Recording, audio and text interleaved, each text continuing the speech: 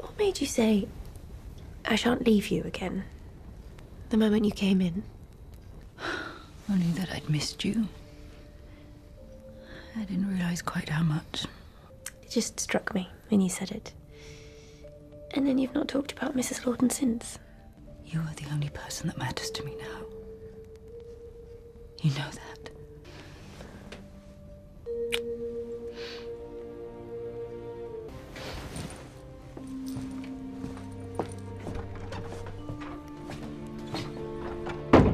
Honey, she knows. She knows everything. Anne, you in danger, girl. You in danger. Oh, Anne. Both a Tory and a landlord. At least you look good in a waistcoat. At least we have that. Hi guys, welcome to a video. And in today's video, I'm just going to be reviewing episode 5, season 2, Gentleman Jack. How are we on episode 5? I feel like this show just started yesterday, but it's been 5 long weeks for me. This season has been a wild ride so far. It has been wild. Oh no. Yeah, this episode moved away from the focus on Anne's personal life and kind of explored more of the socio-political backdrop of her lifetime. And I think the fact that this show explores the history of Halifax and York alongside the history of Anne Lister herself is one of the things that makes this show so interesting. Oh yes, it's not just the lesbian drama that's intense in this show, it's the political drama as well. But let's get into it. So episode 5 starts with a political scuffle amongst the voters in light of the upcoming election between the Tories, Whigs and Radicals. Tensions are very high, and speaking of tension, Marion announces she's getting a visit from Mr. Abbott to her family, which we can see isn't the most well received of announcements. Right from the very beginning, this episode is very much about establishing tension and unrest in several areas, which I believe will inevitably spill over by the end of this season. Class conflict is a prominent theme in episode 5, and the show doesn't sugarcoat the struggles and frustrations of working class people in this period, or the way that Anne Lister treated working class people. We see this especially through Mrs. Cordingley, who is suffering from a bad hip yet has to work regardless because she has no other choice. And I was really worried this episode that Anne might sack her, since she doesn't really strike me as somebody who is particularly sympathetic towards the ailments of the working class and perhaps even dehumanizes them. Thankfully, Anne offers her some time off instead because, you know, Anne's behavior this season, she's already in the doghouse. We don't need it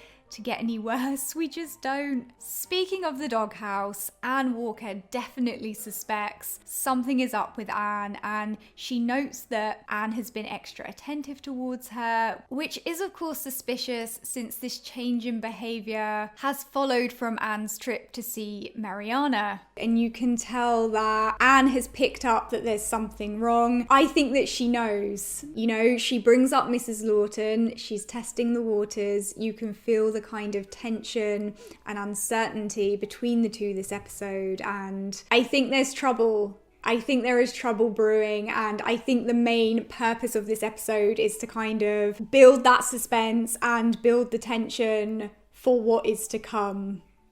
Oh no. Then we have Marion, who reveals to Anne that she wants to marry Mr. Abbott, and this causes a lot of tension between the two sisters. Anne thinks that Marion is marrying below her station, so to speak, and is quite manipulative in threatening to cut ties with Marion over this wedding. And I found Anne just incredibly unreasonable in this situation. I felt so sorry for Marion. On the one hand, Anne is just looking out for her sister, but on the other hand, it's controlling behaviour. And again, says quite a bit about Anne Lister's character. However, that aside, it was a very touching and beautiful scene between Gemma and Saran, who acted the house down. And the part where Anne says "if and when I die" did make me chuckle. I mean, it would have made sense for Anne Lister to be a vampire. It just would have made total sense. As I say, most of this episode focused on the socio-political unrest in York during the early 19th century, and the 19th century overall contained huge social and political upheaval, so I'm not surprised there's a whole episode dedicated to it in season 2, especially given how much of a staunch Tory Anne Lister was. And the show is interesting in exploring this part of history through the lens of Anne Lister, especially given how rare it was to have any political perspective from women in the early 19th century. So the episode does end on a very tense note. Somebody has put an announcement in the newspaper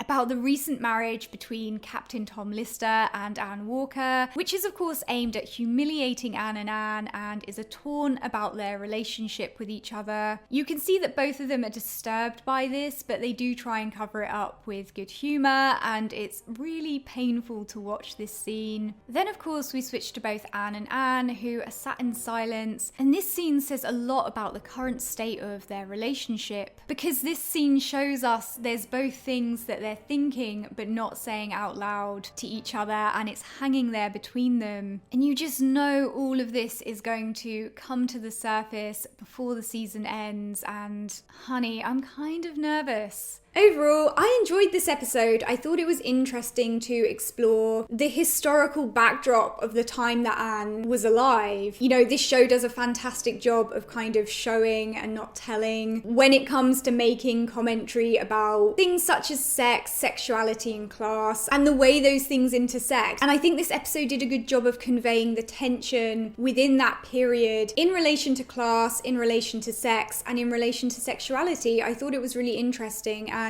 it also did a good job of building up the tension between the Anne's relationship. You can see that there's trouble in paradise, and the tone has definitely shifted from season 1, where everything was kind of new and shiny and exciting, and now we see how they're having to navigate their relationship with one another, you know, and the realities of being a married couple, which I hear is very bleak. My condolences to all married people watching. You just know Anne Walker is going to be exploding at some point, and I think we better prepare ourselves. We had better prepare ourselves. Okay, guys, if you've seen episode 5, let me know what you thought of it down in the comments section below. If you like pina coladas and getting caught in the rain, if you're a lesbian or a woman who likes the same, come and join the Sapphic Underground Club. Just come and do it. Just step into the Twilight Zone. Don't forget to subscribe for instant disappointment, and I'll see you guys soon. I don't know why I winked. Goodbye.